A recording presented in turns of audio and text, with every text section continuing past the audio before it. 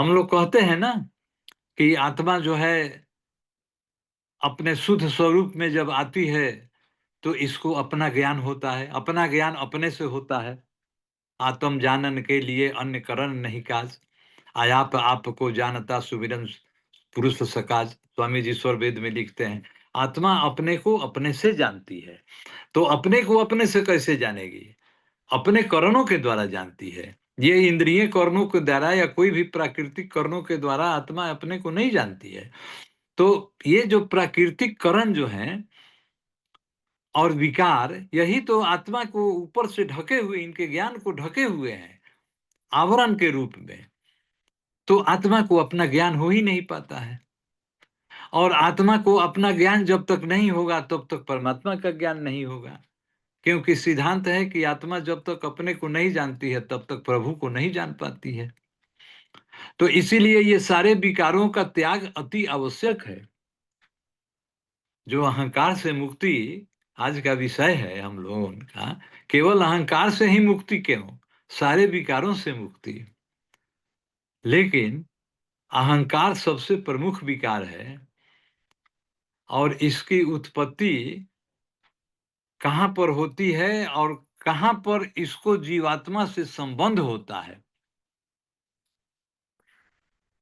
तो हम थोड़ा-सा उस भागवत गीता का चर्चा कर रहे थे कि वहाँ पर क्या भागवत गीता में लिखा हुआ है, भगवान श्री कृष्ण अर्जुन को उपदेश करते हैं और हमारे स्वामी जी उसका भाष्य किए हैं इस रूप में।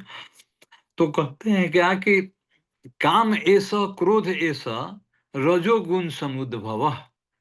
रजोगुण क्या है? परमात्मा का एक गुण है रज।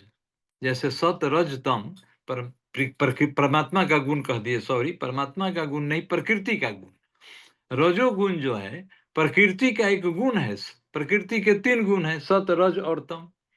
या आप जो कहिए कि सत रज और तम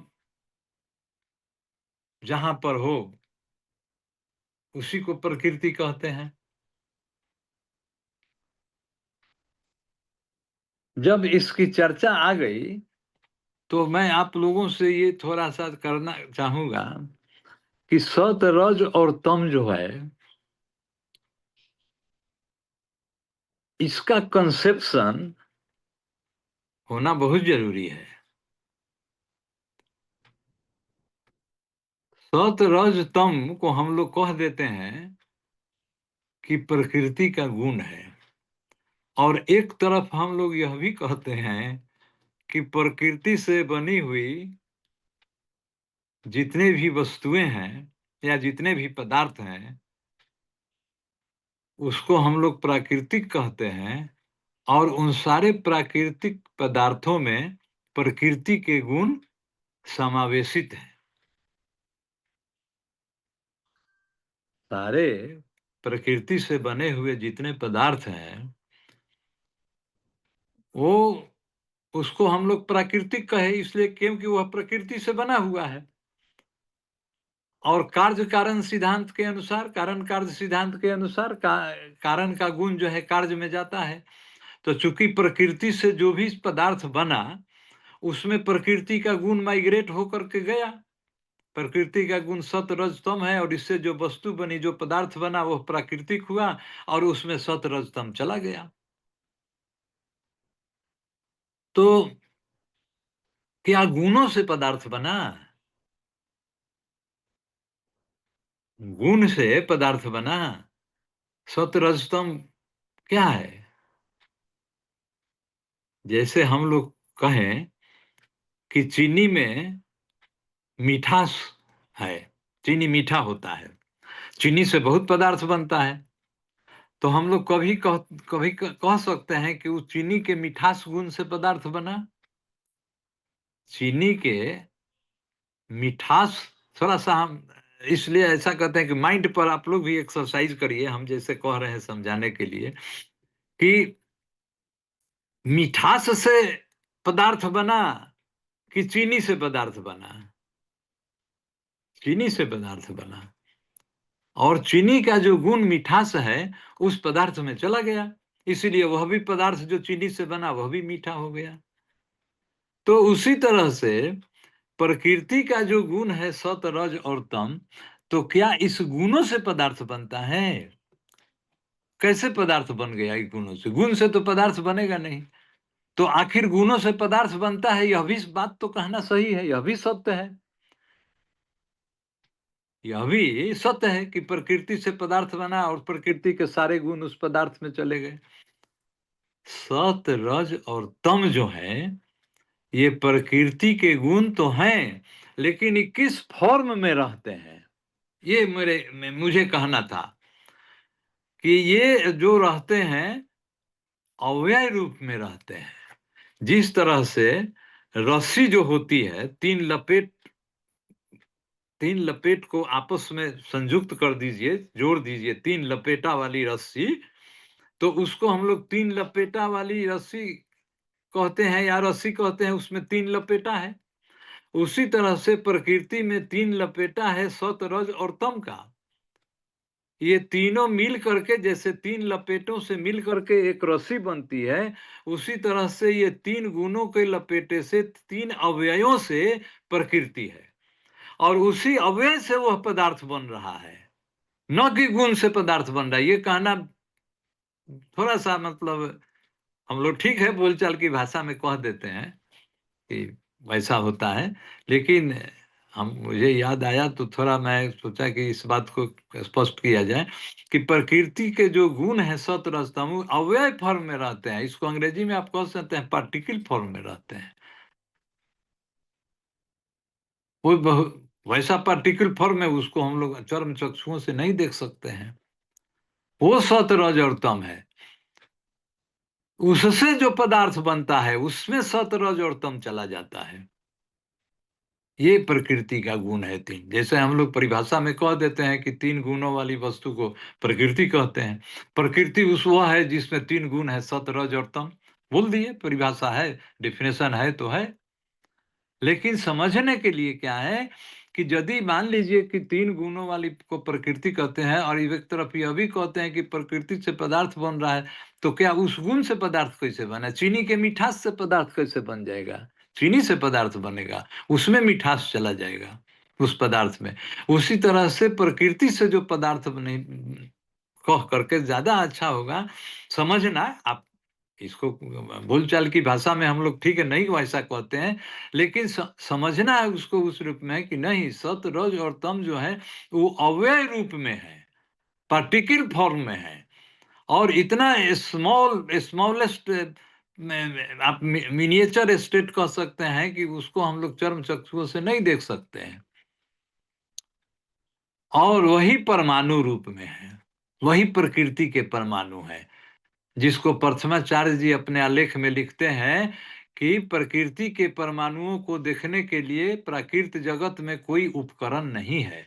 जोगी जो है अपनी, जब योग की स्थिति में, योगजन्य स्थिति में वहां पहुंचता है, तो प्रकृति के परमाणुओं को देखता है। हमारे स्वामी जी जो थे परमाराध्य सदगुरु सदाफल देव जी महाराज, जो हम लोग जिन जो हमारे अभ्यास सिद्ध सदगुरु थे, उन्होंने योग की अवस्था में, योग जन अवस्था में, समाधि अवस्था में उस प्रकृति के परमाणु का अनुभव किया था और प्रत्यक्ष किया था।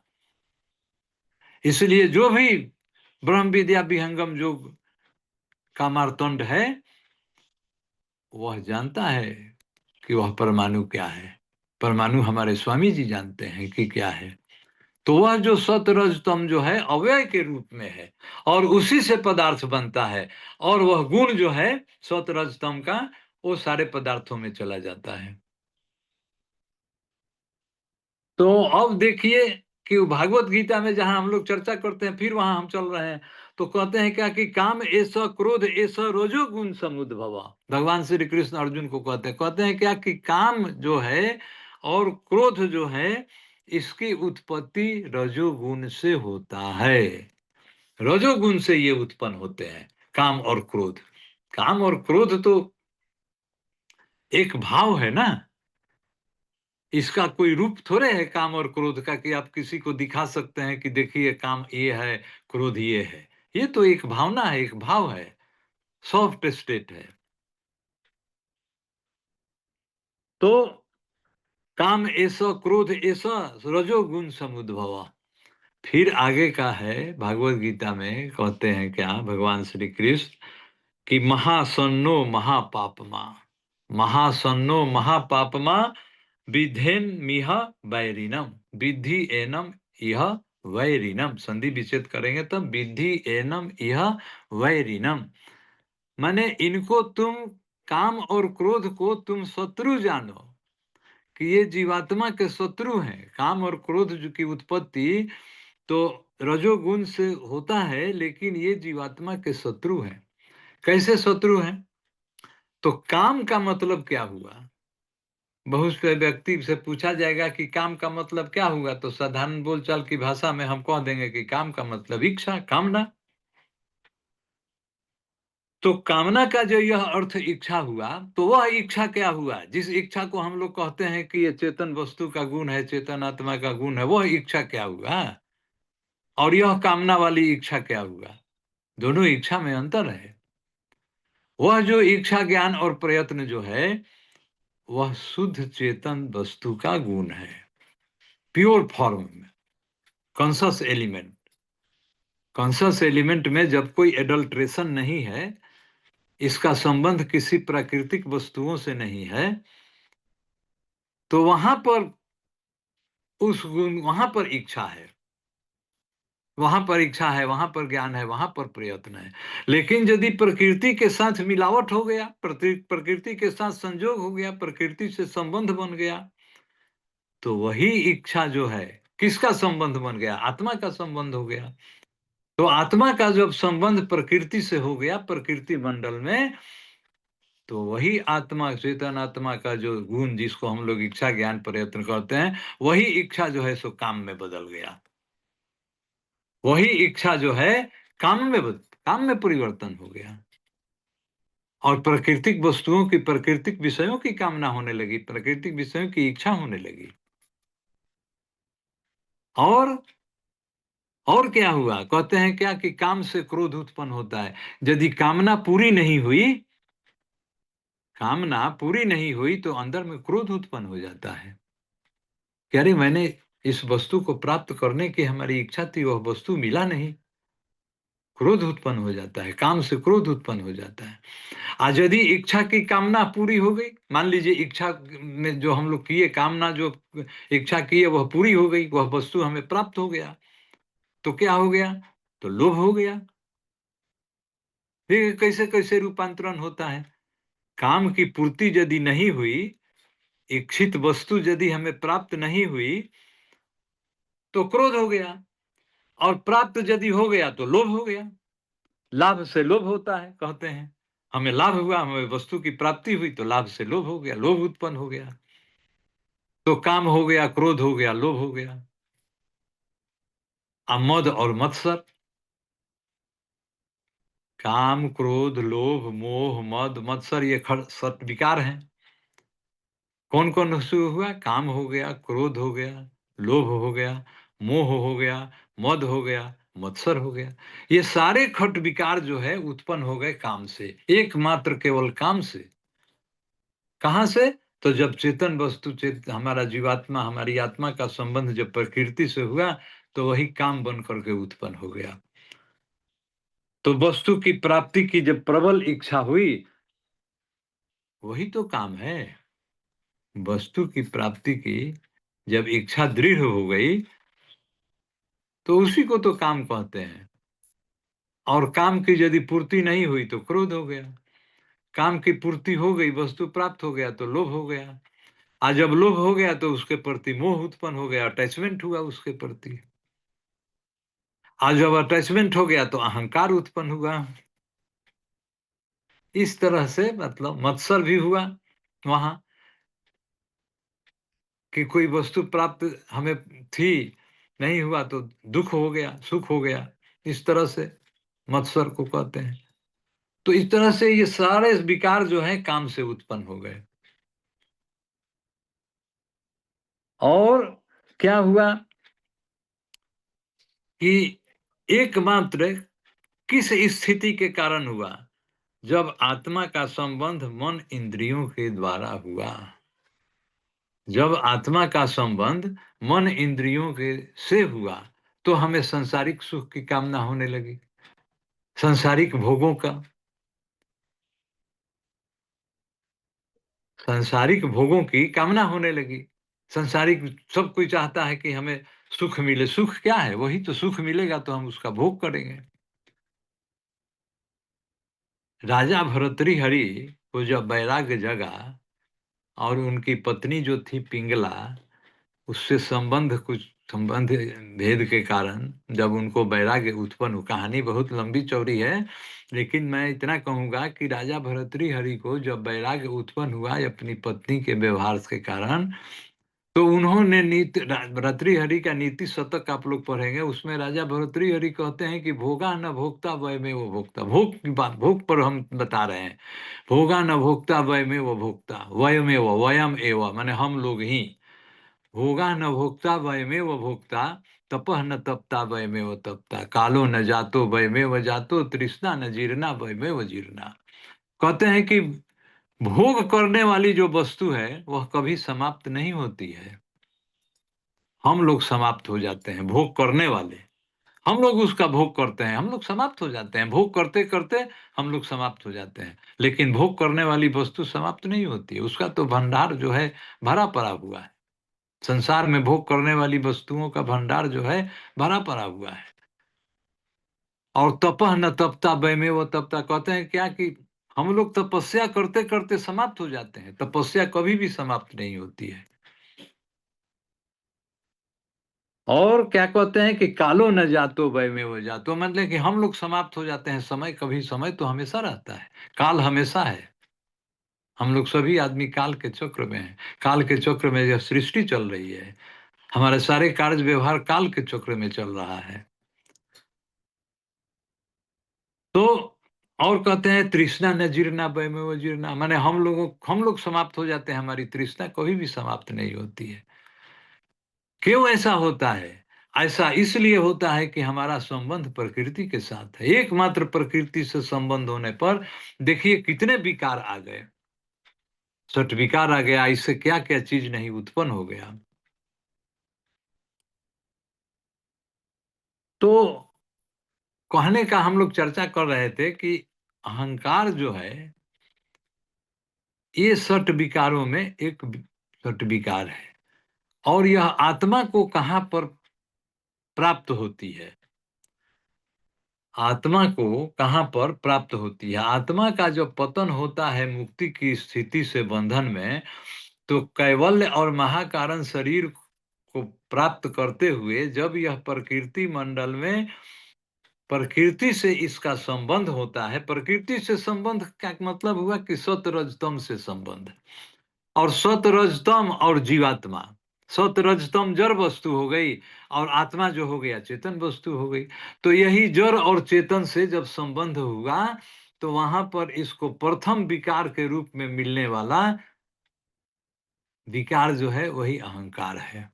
वहीं पर इसको प्रकृति से जहां संबंध हुआ कि इसको अहंकार मिल गया। जब मुक्ति धाम से पतन होता है, आप सिद्धांत को याद करिए, स्वरवेद में है कि जब मुक्ति धाम से पतन हुआ, तो ये अहंकार आत्मा को कहाँ पर प्राप्त हो रहा है? प्रकृति मंडल में प्रथम प्राकृतिक शरीर, प्रकृति मंडल में प्रथम प्राकृतिक शरीर, और ऐसे तो कहिएगा कि तीसरा शरीर। ऐसे हम लोग कह सकते हैं कि तीसरा शरीर। तीसरा शरीर कैसे कहेंगे कि उसके पहले कैवल्य और महाकारण प्राप्त हो चुका है और उसके बाद तीसरा शरीर कारण शरीर। लेकिन प्रकृति मंडल का तो वह पहला शरीर है। इसीलिए कहा जाता है कि जीवात्मा को पतन में प्रकृति मंडल में प्रकृति से संबंध होने वाला प्रथम प्राकृतिक शरीर जब कारण शरीर प्राप्त होता है, तो वहीं पर इसको अहंकार प्राप्त हो जाता है। वहीं पर इसको अहंकार प्राप्त हो जाता है। और इस अहंकार के कारण हम लोग जो-जो चर्चा किए अभी तक, वह सारी गुण जो है जीवात्मा के पास आ जाता है। जड़ चेतन की ग्रंथि यहीं पर बन गई। जड़ चेतन की ग्रंथि यहीं पर बन गई। श्रुति पुराण बहु कहऊ पाई, छूट न अधिक अधिक अरु जाई। वेद और पुराणों में, हम लोग सद्ग्रंथों में, हम लोग महापुरुषों की अनेक वाणी सुनते हैं, सब कुछ सुनते हैं। लेकिन क्या वे सद्ग्रंथ में जो उपाय बताए गए हैं, उस उपाय को यदि किया जाए, उपाय को यदि किया जाए, तो क्या उससे होता है? तो कहता है रामचरितमानस में तुलसीदास जी कहते हैं कि छूट न अधिक अधिक और माने उसको छूटने का कौन कहे अधिक, और उलझता चला जाता है, उलझता चला जाता है। जड़ चेतन ग्रंथि पड़ी गई, यद्यपि मृषा छूटत कठिनई। तब ही ते जीव भयऊ संसारी। उसी के बाद जड़ चेतन की ग्रंथि बनने के बाद हम संसार के कार्य व्यवहारों में उलझ जाते हैं और हम संसारी बन जाते हैं, संसारिक व्यक्ति हम बन जाते हैं। तो वहीं ते जीव भयऊ संसारी। छूट न ग्रंथि न होई सुखारी, माने जड़ चेतन की ग्रंथि न छूटती है और न हमें वह शाश्वत सुख की प्राप्ति होती है, आत्मिक सुख हमें प्राप्त नहीं होता है। उसके बदले में क्या प्राप्त होता है? संसार का सुख प्राप्त होता है। क्यों? क्योंकि हम और उलझते जाते हैं। छूट न ग्रंथि न होई सुखारी, श्रुति पुराण बहु कहूँ, वेद पुराणों में तो अनेकों उपाय बताए गए हैं। तो उससे क्या होता है कि छूट न अधिक अधिक और जाए, और छूटने को कौन कहे, और हम उलझते चले जाते हैं। तो हमारा स्वामी जी का जो ज्ञान है, ब्रह्म विद्या विहंगम योग का ज्ञान, इसी से छुटकारा मिलेगी, अहंकार से। अहंकार से छुटकारा इसी से मिलेगी। कैसे मिलेगी? अहंकार से छुटकारा कैसे मिलेगी? तो अहंकार से छुटकारा मिलेगी जब हम सारे देहों को छोड़ते-छोड़ते अपने शुद्ध स्वरूप में जाएँगे। स्थूल को छोड़ेंगे, सूक्ष्म को छोड़ेंगे, कारण देह को छोड़ेंगे, महाकारण को छोड़ेंगे, कैवल्य को छोड़ेंगे, तब जाकर के हम शुद्ध अवस्था में, हंस अवस्था में हमें हंस देह मिलेगी, तब हम हमारा अपना शुद्ध स्वरूप मिलेगा। सिद्धांत यह कहता है, ऐसा कह देने से, जान लेने से कोई मुक्त हो गया, ऐसी बात नहीं है। लेकिन सिद्धांत जानने में कोई हर्ज नहीं है, सिद्धांत को जानना चाहिए। सिद्धांत को हम लोग जानेंगे तब, हम लोग तो सभी आदमी कोई न कोई अपनी-अपनी भूमि के अनुसार सब लोग साधना कर रहे हैं, सब लोग साधन में रत हैं। स्वामी जी की दया से हर व्यक्ति साधन अभ्यास कर रहा है, लेकिन जहाँ पर जो है उसको उस अनुसार से अपना अनुभूति मिल रही है। और सारे जीवात्मा को सद्गुरु का है कि जब तक मुक्ति तक संबंध गुरु देवा। स्वामी जी कहते हैं जब तक सद्गुरु आपको मुक्त नहीं कर देता है, तब तक आपसे संबंध सद्गुरु का बना रहेगा। तो इसलिए हम लोग स्थूल छोड़ते हैं, सूक्ष्म छोड़ते हैं, और इसकी चर्चा देखिए स्वरवेद में स्वामी जी बड़ा अच्छा ढंग से कहते हैं कि देहों का त्याग कैसे होता है। देहों का त्याग करते-करते एक स्थिति आती है, कारण देह में जब पहुँचता है जीवात्मा, कारण देह में जब पहुँचता है तो वहाँ पर अहंकार छूटता है। वहाँ पर अहंकार छूटता है। जहाँ पर मिला था, जो वस्तु जहाँ पर मिलेगी, जैसे हम लोग यात्रा के क्रम में मान लीजिए कि प्लेस ए से प्लेस बी पर आप जा रहे हैं।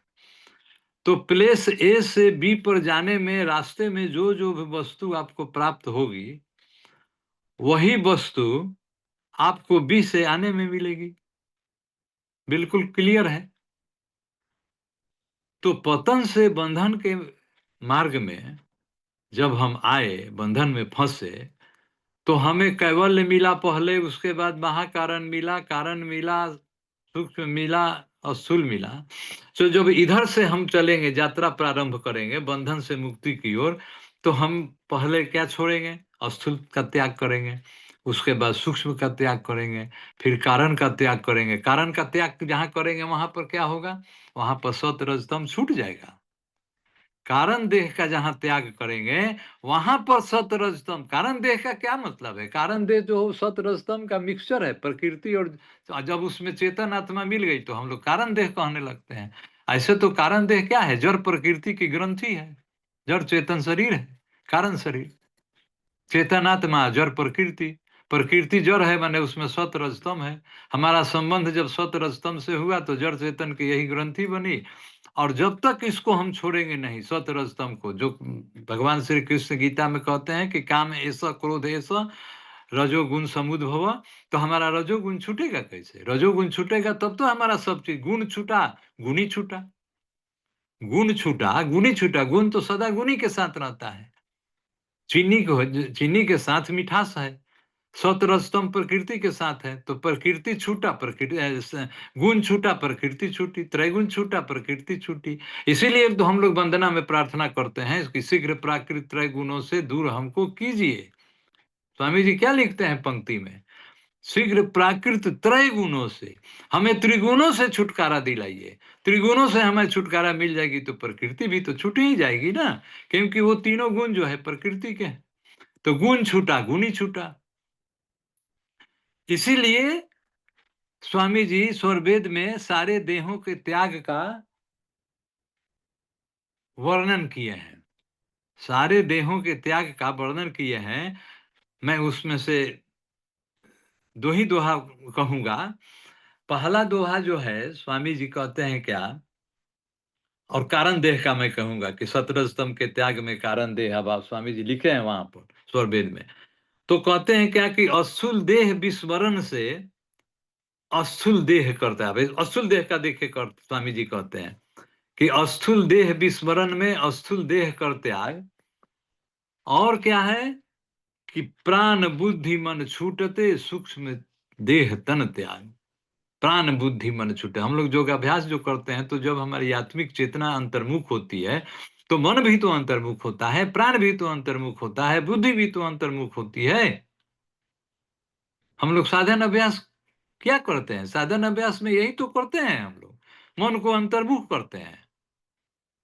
तो मन को अंतर्मुख करते हैं तो हमारा अस्थूल देह का करते-करते बहुत से हमारे गुरु भाई हैं, बहुत से स्वामी जी के शिष्य हैं कि साधना में अस्थूल देह का विस्मरण हो जाता है, एक स्थिति आती है, हमें अस्थूल देह का भान नहीं होता है। अस्थूल देह का भान हमें नहीं होता है, और अस्थूल देह का यदि भान हो रहा है, हमें अनुभव हो रहा है, तो समझिए कि हमारी जागृत अवस्था है।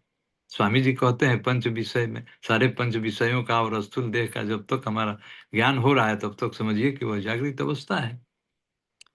लेकिन साधन अभ्यास करने में जब हम लोग ध्यान करते हैं, तो स्थूल देह का भी विस्मरण होता है। लगता नहीं है कि हमारा देह है। ऐसा है स्थिति। जो लोग अनुभव करते होंगे, हमारी बात पर उनको विश्वास होता होगा। तो स्थूल देह विस्मरण में स्थूल देह कर त्याग, माने स्थूल देह की विस्मृति हो जाती है। आज जब स्थूल देह की विस्मृति हो गई, तो इसी को समझिए कि स्थूल देह का त्याग है। यही जानिए कि स्थूल देह का आपको त्याग हो रहा है साधना के क्रम में।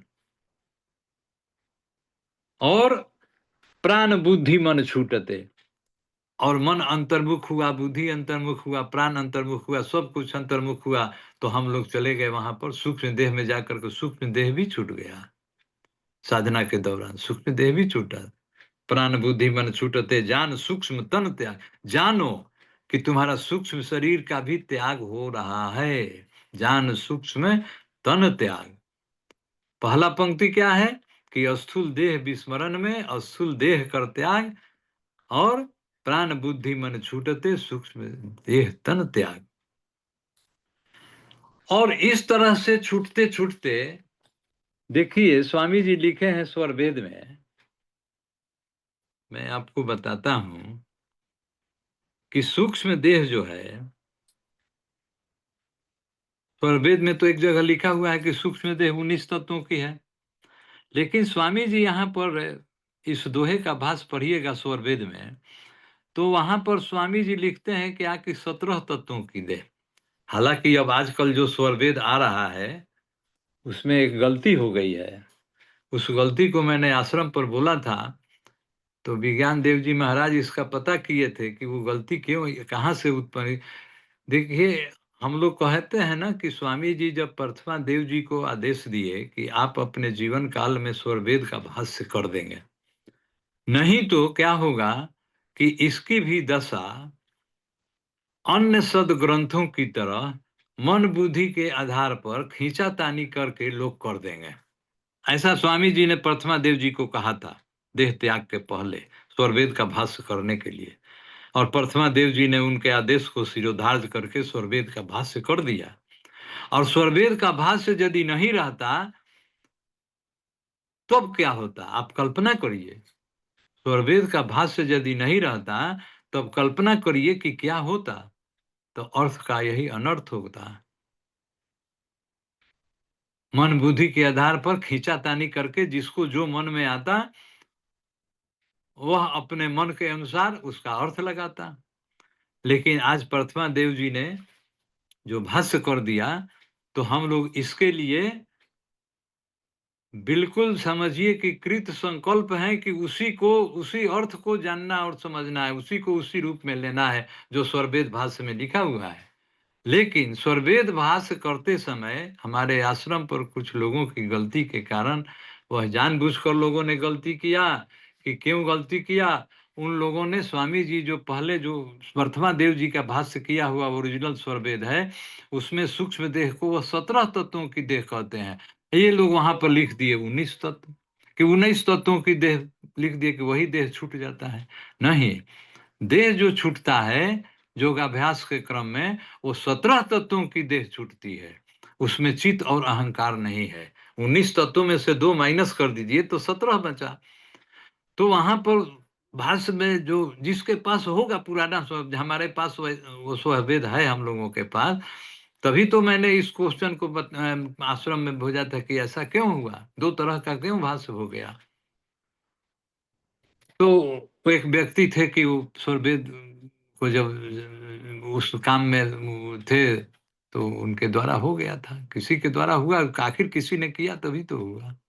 लेकिन अब तो वह स्वरवेद सभी व्यक्तियों के पास चला गया, तो वो लोग पढ़ेंगे तो उसको उसी रूप में पढ़ेंगे, 19 तत्व पढ़ेंगे। 19 तत्वों की मैं इसलिए कह रहा हूँ कि दोनों हमारे बातों में और आप जब पढ़ेंगे तो दोनों में अंतर हो जाएगा। तो आप कहेंगे कि हमने ऐसा कहा था। लेकिन मैं वही कह रहा हूँ जो प्रथमा देव जी के भाष्य में है ओरिजिनली। तो उसमें उन्होंने कहा कि 17 देहों की सूक्ष्म देह छूटती है, 19 तत्वों की नहीं। जबकि 19 तत्वों को स्वामी जी स्वरवेद में कहे हैं कि 19 तत्व समाय, यह तो सूक्ष्म देह है 19 तत्व समाय। तो दोनों सही है। जो प्रथमा देव जी भाष्य में लिखते हैं कि 17 देहों की सूक्ष्म देह छूट जाती है, और वहां जो सूक्ष्म देह का परिभाषा दिया हुआ है 19 तत्व, वह भी सही है, वह भी सही है, यह भी सही है। गलत कोई नहीं है। लेकिन भाष्य में 19 तत्व लिख दिया हुआ है, यह गलत है। तो कैसे छूटता है? तो ये तो छूट गया। तो चित्त और अहंकार जो है वह छूट उसमें नहीं है 17 तत्वों में। वो 2 मिलाएँगे तो चित्त और अहंकार आगे के देह में छूटता है। चित्त और अहंकार जब देह त्याग का वर्णन पढ़ेंगे स्वरवेद में आप, तो वह आगे के देह में छूटता है। वह देह कौन-कौन सा है? कारण देह और महाकारण देह। सतरज तम के त्याग में कारण देह अभाव। अब पृथक रूप चेतन रहे, रोग प्रवृत्ति प्रभाव। देखिए ऐसा क्यों लिखा हुआ है रोग प्रवृत्ति प्रभाव? रोग प्रवृत्ति प्रभाव इसलिए लिखा हुआ है कि किसका प्रवृत्ति पर रोक लग जाता है, किसकी प्रवृत्ति अवरुद्ध हो जाती है, किसके प्रवृत्ति में कौन सी ऐसी प्रवृत्ति है जिसमें अवरोध लग जाता है, रोग प्रवृत्ति प्रभाव। स्वामी जी लिखे। तो पहली पंक्ति पर अभी हम लोग चर्चा करें। सतरज स्तंभ के त्याग में कारण देह अभाव। सतरज स्तंभ का जैसे ही त्याग हुआ योगाभ्यास के क्रम में, तो कारण देह का अभाव हो जाएगा, कारण देह समाप्त हो जाएगा, कारण देह का त्याग हो जाएगा। अभाव, हम कहे थे पीछे के सत्संग में कि अभाव और असंग का क्या मतलब है। असंग का मतलब कि संग रहते हुए भी असंग है, और अभाव का मतलब कंप्लीट अब्सेंस, कारण देह का कंप्लीट अब्सेंस हो गया। लेकिन जीवन मुक्त योगी जो है कारण देह के साथ ही जीता है, कारण देह का त्याग कर देता है, लेकिन कारण देह का उसको साथ रहता है, वही संग रहते हुए असंग। तो स्वामी जी वहां लिखते हैं कारण देह अभाव जब जब पूरा कंप्लीट छूटता है, जब विदेह मुक्ति की अवस्था में ऐसा होता होगा, उस अवस्था का स्वामी जी ने वर्णन किया है यहाँ कि सतरज तम के त्याग में कारण देह अभाव और पृथक रूप चेतन रहे रोग प्रवृत्ति प्रभाव। देखिए ऐसा स्वामी जी ने इसलिए लिखा, रोग प्रवृत्ति प्रभाव होता क्या है कि जब पतन से आप हम लोग उसको उल्टा उस स्थिति को समझेंगे तो यह भी समझ जाएँगे। होता क्या है कि जब पतन से बंधन में जीव आता है ना, तो जहाँ पर प्रकृति मंडल में उसको सत, रज, तम से मुलाकात होती है या संजोग होता है, साथ होता है, जो भी कह सकते हैं, कुछ भी कहिए। तो सत, रज, तम से जैसे भी होता है, तो आत्मा के अंदर उसको प्रकृति मिल गई यहाँ पर। अब मानिए कि प्रकृति मिल गई, मानिए क्या, जानिए इसको कि प्रकृति मिल गई, कारण देह मिल गया उसको, कारण देह बन गया। क्योंकि प्रकृति और चेतन आत्मा का संयोग हो गया, जड़ और चेतन की ग्रंथि बन गई। और जड़ और चेतन की ग्रंथि क्या है? वही तो कारण देह है। शब्दों से हम लोग उसको निरूपण करते हैं कारण देह को, कि जड़ और चेतन मिल गया तो कारण देह बन गया। जब तक जड़ चेतन नहीं मिला हुआ है तब तक वह प्रकृति है, सत रज तम अपने फॉर्म में है। नहीं, चेतन आत्मा मिल गई तो जड़ चेतन मिल गया, तो जड़ चेतन के संजोग यौगिक देह बन गया। स्वामी जी ने उसको स्वरवेद में लिखा, यौगिक देह का कारण यौगिक देह है। स्वामी जी स्वरवेद में कारण यौगिक देह है। वह कारण देह जो है यौगिक देह है। क्यों यौगिक देह है? कि सत रज तम और चेतन आत्मा के संयोग से बना, दोनों का मिक्सचर हो गया, संयोग यूनियन हो गया वहां पर।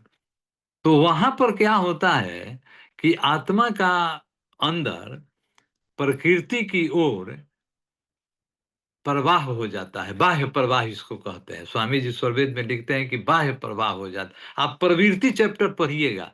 प्रवृत्ति जो स्वरवेद में प्रवृत्ति है, एक पतन के बाद प्रवृत्ति है, उसके बाद ही बंधन है, उसके बाद कर्म है।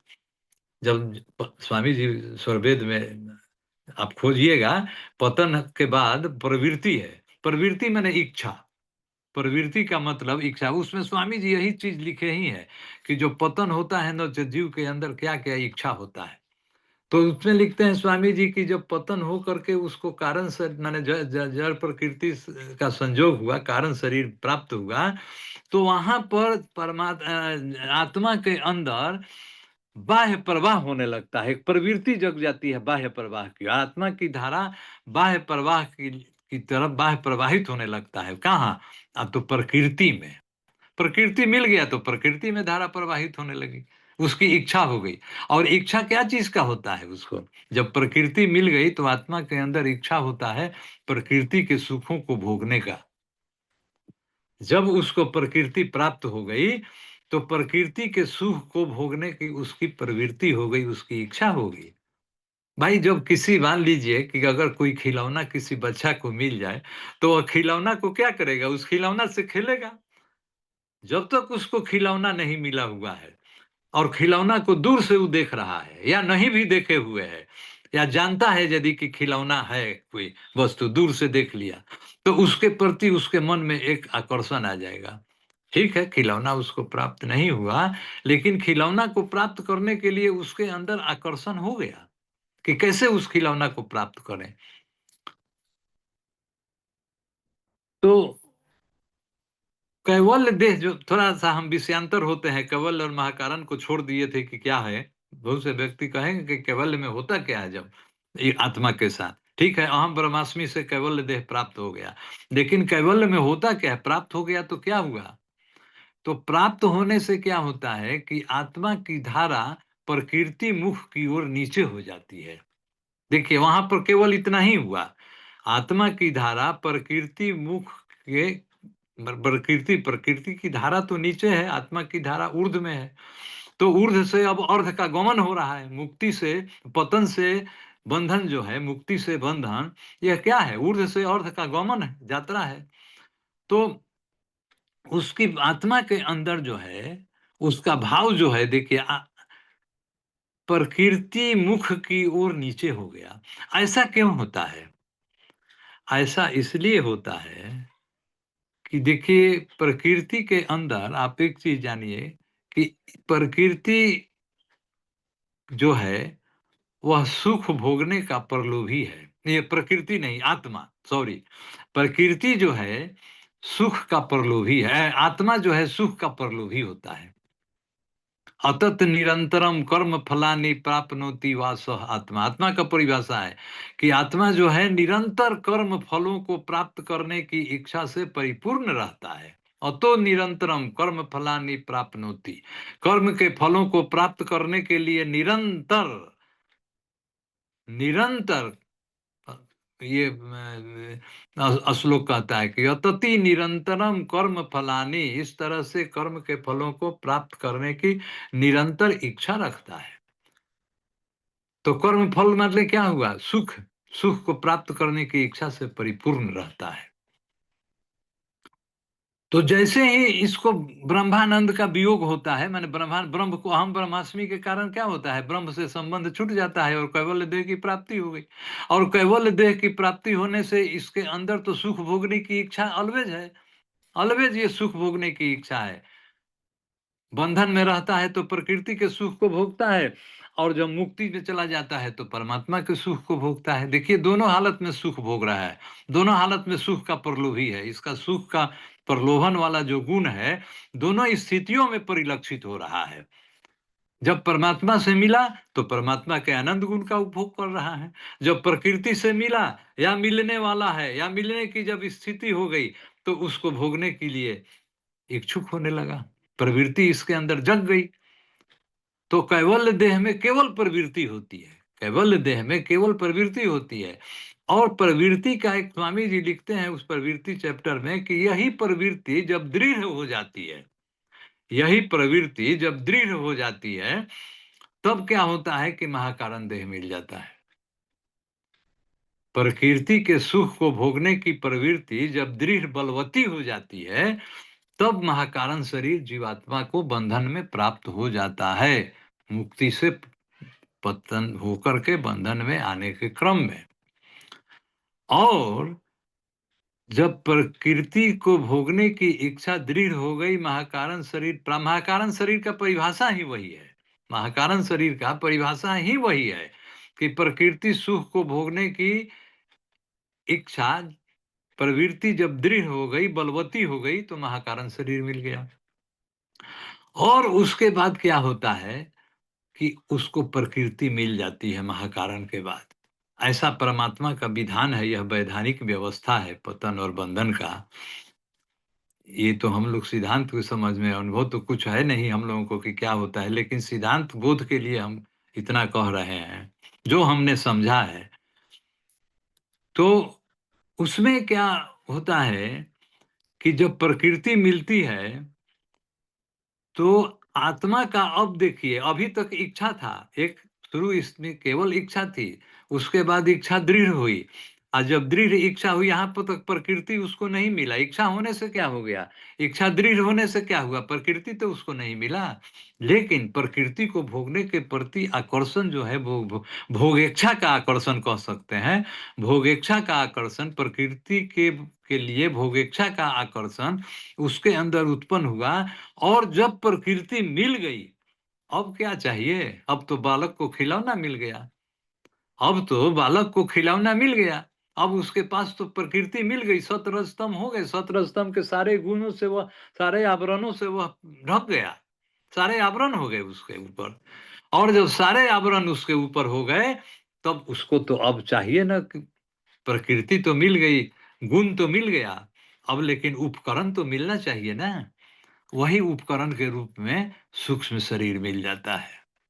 और सूक्ष्म शरीर में हमारे ज्ञान इंद्रियां, कर्म इंद्रियां, ये सब सूक्ष्म रूप में रहती हैं, बीज रूप में रहती हैं। सूक्ष्म रूप देह तक ये सारा चीज उसको प्राप्त हो गया। प्रकृति के कारण सूक्ष्म देह मिल गया, इंद्रियां मिल गई, अंतःकरण मिल गए। अब ये सारे सूक्ष्म रूप में मिल गए। और जब सूक्ष्म रूप में मिल गए, तो यही सूक्ष्म देह के साथ जीवात्मा जो है, माता के गर्भ में प्रवेश किया। और माता के गर्भ में प्रवेश किया, तो वहां अस्थूल देह का निर्माण हुआ। वहां पर अस्थूल देह का निर्माण हुआ। वहां क्या हुआ? बीज को स्थल मिल गया, बीज को भूमि मिल गई। जैसे हम लोग मान लीजिए कि किसी बीज को घर में रखे रहेंगे, तो उसमें तो पौधा अंकुरित नहीं होगा, जब तक कि उसको भूमि की प्राप्ति नहीं होगी। तो वहां पर रज बीज से वहां स्थूल देह का निर्माण होने लगा। और सूक्ष्म देह तक तो उसके साथ हो गया। अब माता के गर्भ में प्रवेश किया, तो वहां स्थूल देह का निर्माण हुआ। और स्थूल देह का निर्माण हुआ, तो आदि शंकराचार्य बड़ा अच्छा से इसको लिखते हैं कि लिखते हैं कि जायते अस्थि वर्धते। विज्ञान देव जी महाराज बहुत इसको कहते हैं, आप सुने होइएगा उनकी दिव्य वाणी को कि जायते अस्ति वर्धते विपरिणमते अपक्षीयते विनश्यति। ये 6 गो स्टेज है। जायते कहते हैं क्या कि जायते आदि शंकराचार्य कहते हैं कि वही जन्म है। जब माता के गर्भ में वो प्रवेश हुआ सूक्ष्म देह के साथ, आत्मा सूक्ष्म देह के साथ जब वहाँ प्रवेश किया, वही उसका प्रथम जन्म हुआ।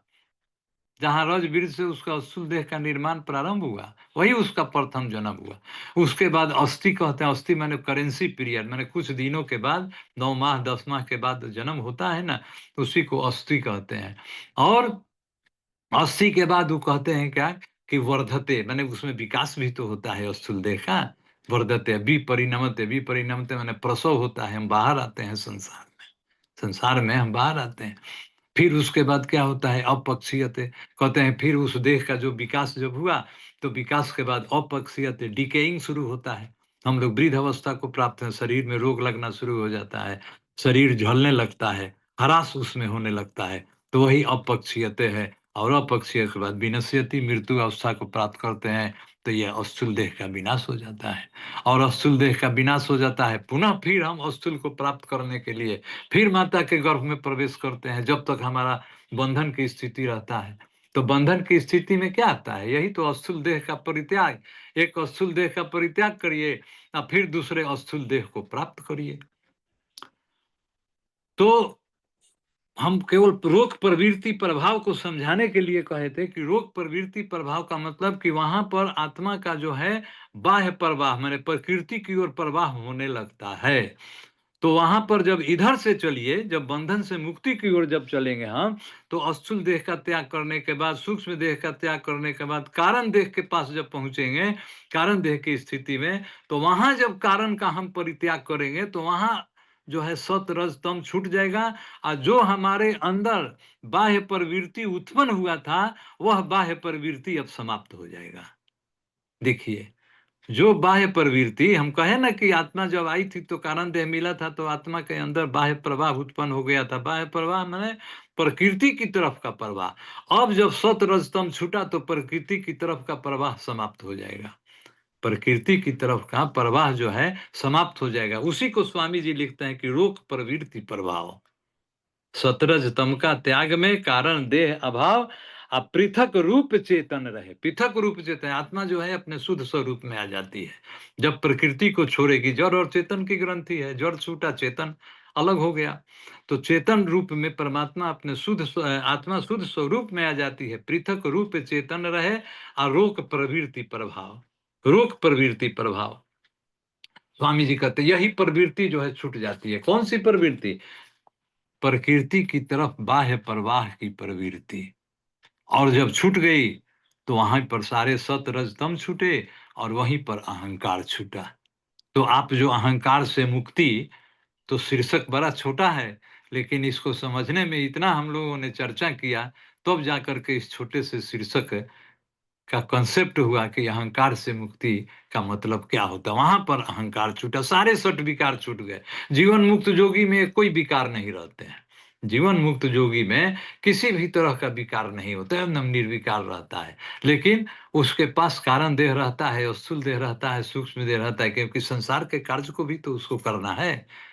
संसार के कार्य को करना है, इंद्रियों से कार्य करना है, लेकिन इंद्रियों के धर्म उसको स्पर्श नहीं करते हैं, क्योंकि उसका सब चीज छूटा हुआ है, उसका मन भी छूटा हुआ है।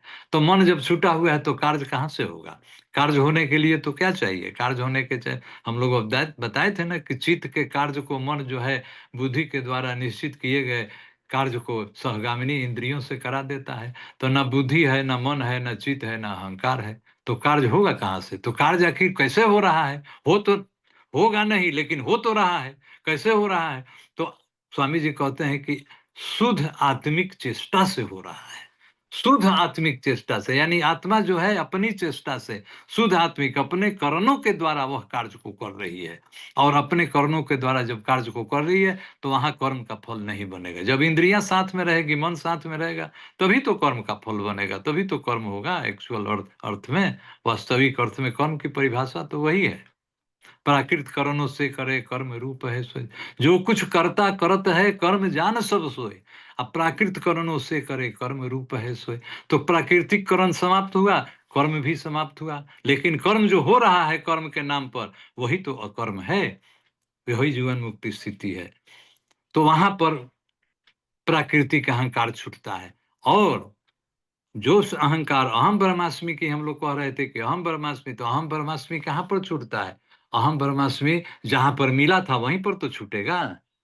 जहां पर मिला था, कारण देह में प्राकृतिक अहंकार मिला था, तो इधर से जब गए तो कारण देह में पहुंचे तो वहां पर अहंकार छूटा। अब अहम ब्रह्मास्मि का भाव कैवल्य देह में था, तो अब इधर से कैवल्य देह में पहुंचेंगे तब तो अहम ब्रह्मास्मि छूटेगा। तो वहां पर कैवल्य देह में जब पहुंचेंगे तो वहां पर क्या होता है, सदगुरु की दया से और कृपा से हमारी आत्मा का चेतन ऊर्ध्व प्रवाह परमात्मा की ओर होने लगता है और अहम ब्रह्मास्मि छूट जाता है।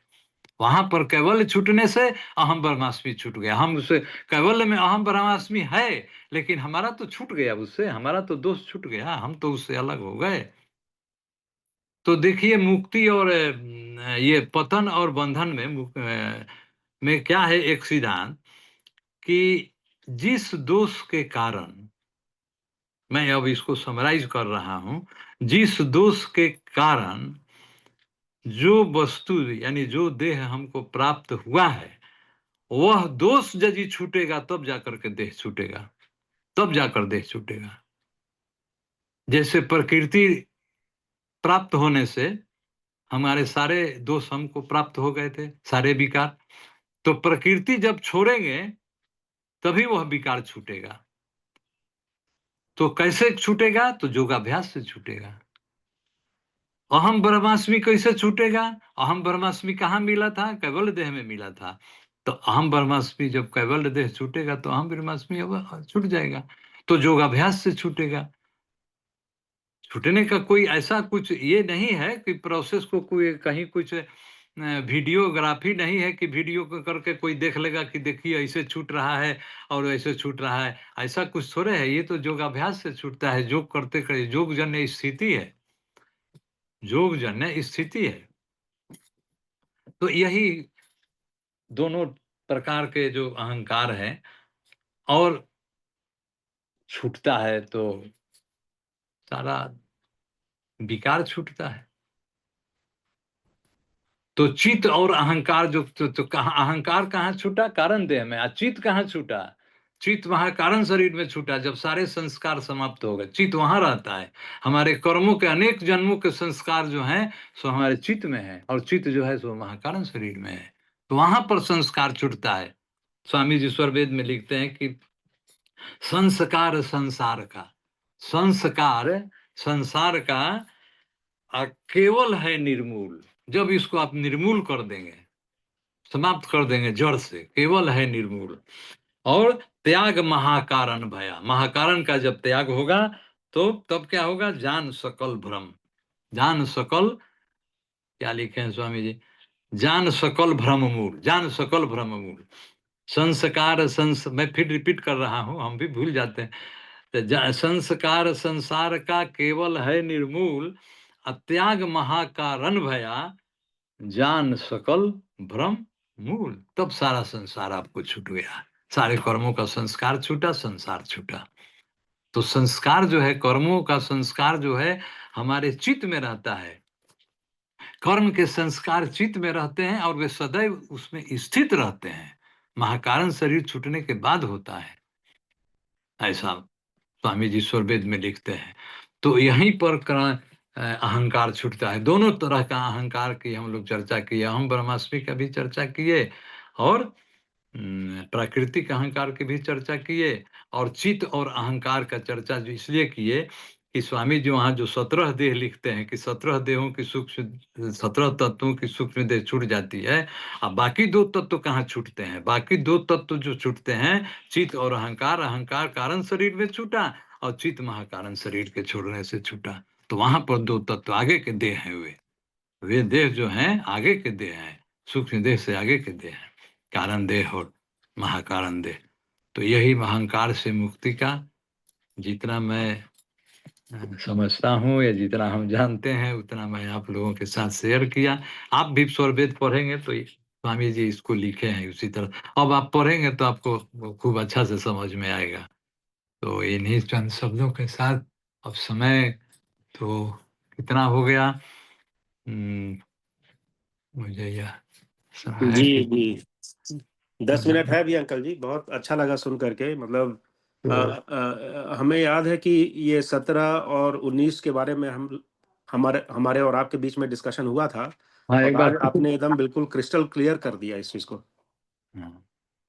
कि 17 जो जो हमारा जो पहले छूटा तो 17 वाला जी सूक्ष्म देह छूटा। हाँ वो लिखे हैं कि 17 तत्वों वाली सूक्ष्म देह, ऐसे लिखा हुआ है। 17 तत्वों वाली सूक्ष्म देह, पुराना भाष्य देखेंगे किसी के पास होगा जी तो सूक्ष्म देह में तो 19 तत्व है, तो 17 देहों वाली सूक्ष्म देह। जैसे मान लीजिए किसी बास्केट में 100 फल रखा हुआ है, तो हम क्या कहेंगे कि उस बास्केट का 90 फल जो है एक कोई ले लिया, 10 रह गए उसमें, इसे ही ना कहेंगे। जी उस बास्केट का मान लीजिए कोई 90 फूल फल ले लिया, तो यही ना कहेंगे कि उस बास्केट का 90 फूल।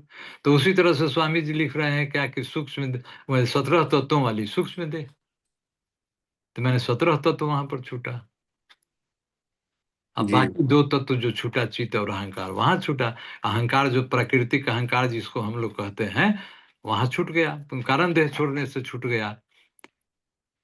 और अहम ब्रह्मास्मि वाला अहंकार जिसको कहते कि दो तरह का अहंकार होता है, वहां छूटा जब कैवल्य छूटा। देखिए आप स्वरवेद भाष्य पढ़ेंगे तो वहां पर प्रथमाचार्य जी लिखते हैं एक जगह कि कैवल्य देह छूटने के बाद ही प्रकृति छूटती है। बड़ा वाह बड़ा पढ़ने में अजीबो गरीब सा लगता है कि माने प्रकृति तो छूट गई, 17 स्तंभ छूटने, तो क्यों प्रथमाचार्य श्री लिखते हैं कि प्रकृति छूटने के बाद कैवल्य छूटती है, कैवल्य छूटने के बाद प्रकृति छूटती है। क्यों हम्म लिखे? इसलिए लिखे कि प्रकृति के प्रति भोग इच्छा का आकर्षण कैवल्य में भी रहता है और महाकारण में भी रहता है। वाह वो भोग इच्छा का आकर्षण भी तो छूटना चाहिए। मान लीजिए कि आप किसी चीज को छोड़ दिया, उसके प्रति आपकी आकांक्षा बनी हुई है, तो क्या हुआ? छोड़ना छोड़ना हुआ? वो तो छोड़ना नहीं हुआ। किसी आदत को आप छोड़ दिए, ठीक है हम आज से ये फलाना चीज नहीं खाएंगे, लेकिन खा नहीं रहे हैं, लेकिन उसके प्रति आपका मोह बना हुआ है, जी तो ये जी क्या चीज है भाई? What is this?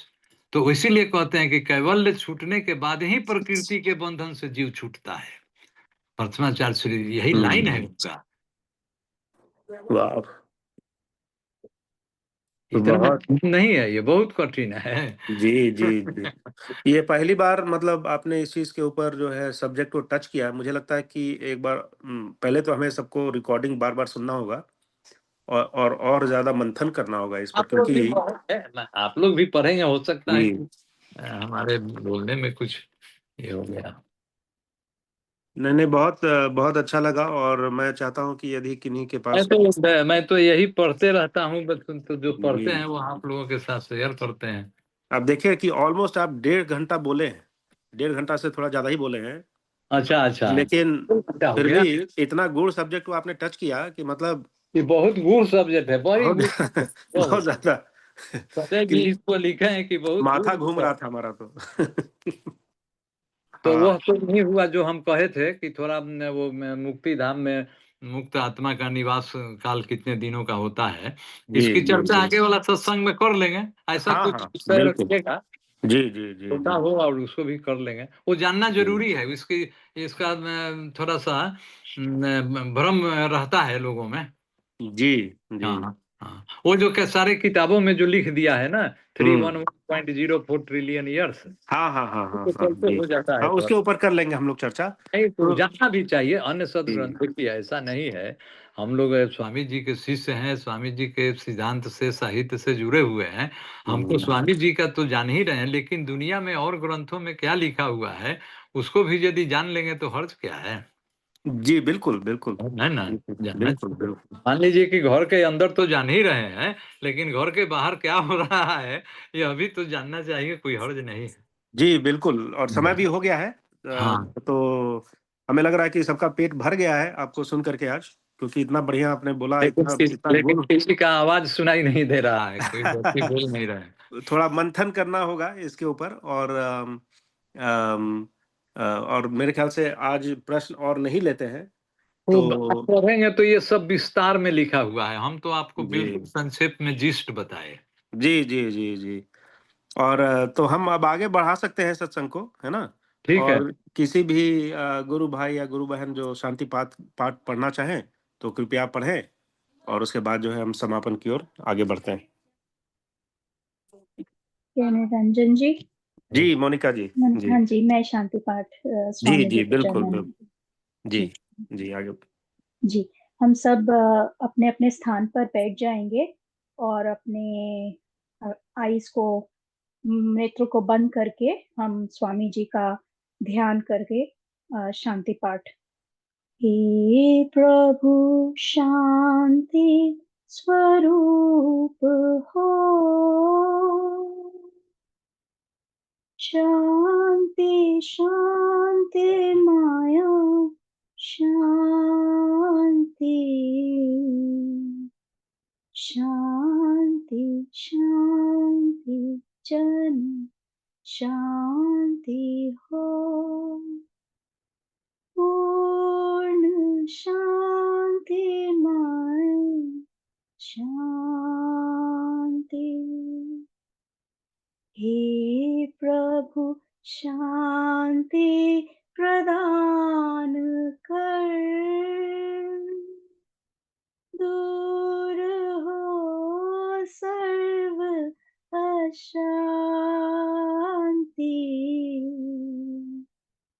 देव सदा फल शांतिमय, शांति शांति, सुख शांति।